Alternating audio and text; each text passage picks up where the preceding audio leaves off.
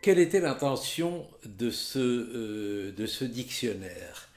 Dans une présentation du dictionnaire, qui n'est pas une préface, Franz Rosenzweig disait qu'il détestait les préfaces parce que c'est un peu il définissait les préfaces comme le caquetage de satisfaction devant l'œuf pondu.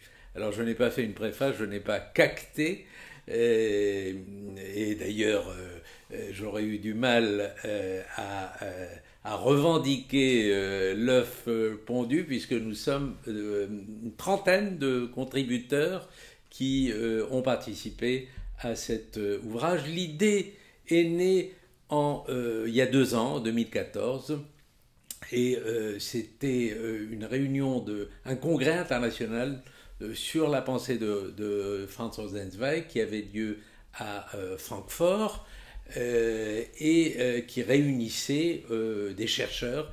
Et c'est là que je me suis aperçu qu'il y avait une extraordinaire effervescence autour de la pensée et de la vie de Franz Rosenzweig. Il y avait des chercheurs du monde entier, des Français bien entendu, des Italiens, des Allemands, des Américains, des Israéliens, et avec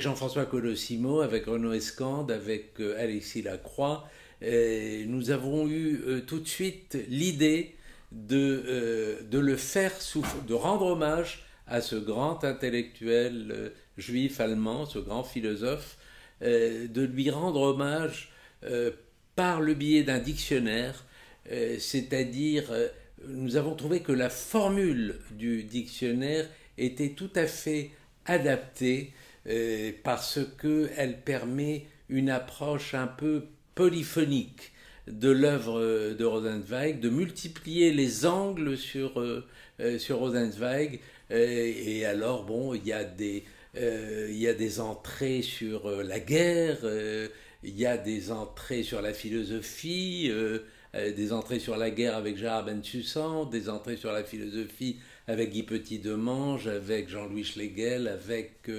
Dominique Bourrel, avec Pierre Bourrette. Il y a une entrée aussi sur l'islam, même si c'est un sujet un peu polémique, mais nous avons voulu l'aborder, et l'aborder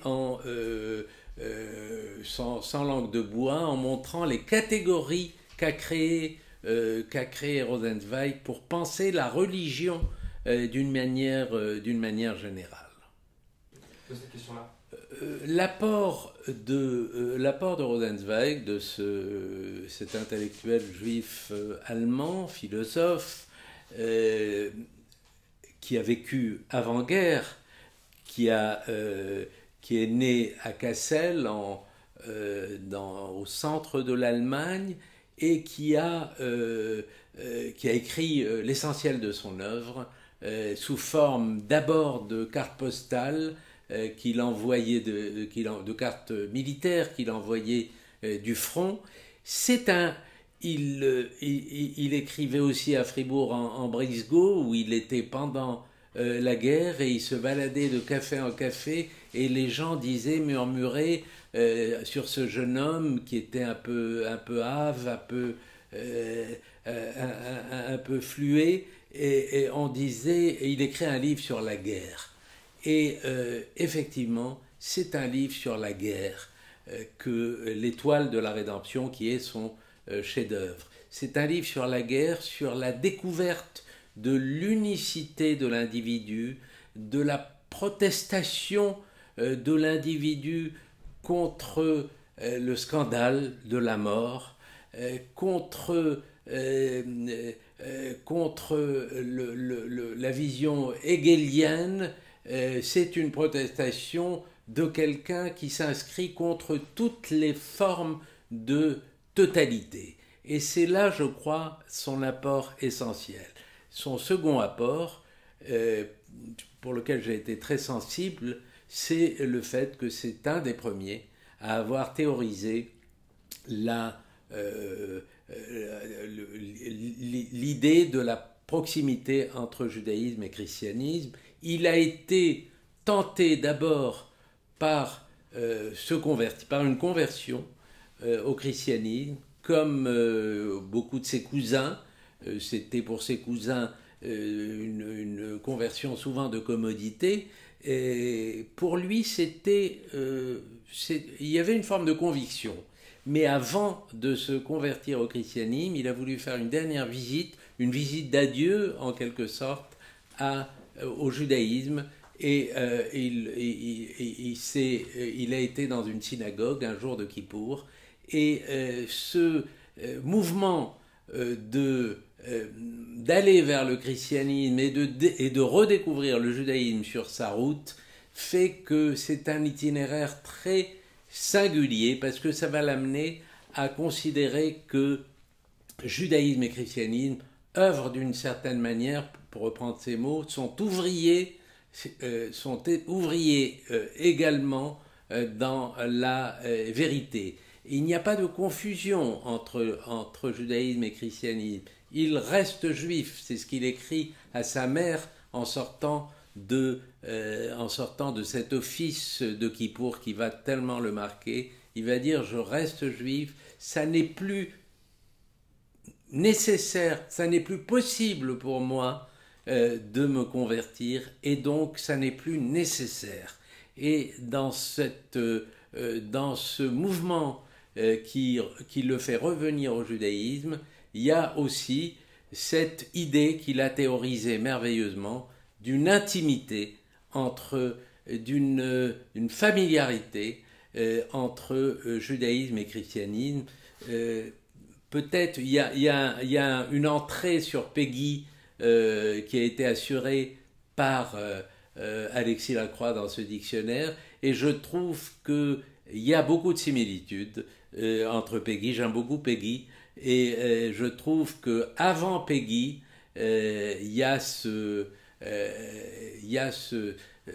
cet itinéraire très singulier et très attachant de Franz Rosenzweig. Il était partisan d'un judaïsme existentiel, c'est-à-dire qu'il considérait que tout devait passer par... il devait découvrir les concepts du judaïsme en les vivant dans son existence même. Quand on lui demandait: est-ce que vous mettez les phylactères, les téphilines, les phylactères que mettent les juifs religieux tous les matins pour faire leur prière, il disait: non, pas encore. Il fallait que dans ce judaïsme qu'il redécouvrait, il fallait que la vie déborde les gestes quotidiens de la religiosité. Et en ce sens, il a été un merveilleux exégète de la Bible, du Talmud un peu, parce qu'il a étudié aussi le Talmud, et il y a une correspondance extraordinaire entre lui, Franz Rosenzweig, juif tenté par le christianisme et redevenu juif, et Eugen Rosenstock, son ami, qui va rester chrétien, et il y a une extraordinaire correspondance entre les deux. Et vous demandiez, vous souhaitiez avoir un exemple de sa manière. Eh bien, je dirais que l'exemple, il y en a beaucoup, mais celui que je retiendrai, c'est la Bible et le cœur disent la même chose, et c'est la raison pour laquelle je suis attiré par la Bible.